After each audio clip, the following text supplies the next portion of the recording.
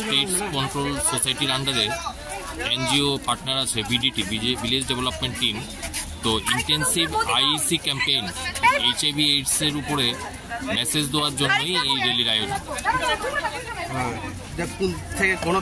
কোন জায়গাতে মানে এটা বেসিক্যালি সিপাহীজলা ডিস্ট্রিক্টের আন্ডারেই ওরা কাজ করে বিডিটি। তো ওরা র্যালিটা যেহেতু ওদের মানে ওয়ার্কিং প্লেস সেন্টার হলো বিশ্রামগঞ্জ মেইন, তো এই জন্য বিশ্রামগঞ্জে এই র্যালির আয়োজন করা হয়েছে। জনসাধারণকে মেসেজ যাবে, এখন জনসাধারণ তো ভালো করেই জানে যে ত্রিপুরা যে এইচআইভি এইডসের রোগী বাড়ছে, ইঞ্জেকশনের ড্রাগসের কারণে বাড়ছে। এইটা মেসেজ দেওয়া, আপনারা এখানে দেখবেন র্যালিতে সব পার্টিসিপেট করেছে টিনেজ পপুলেশনের ছেলেমেয়েরা।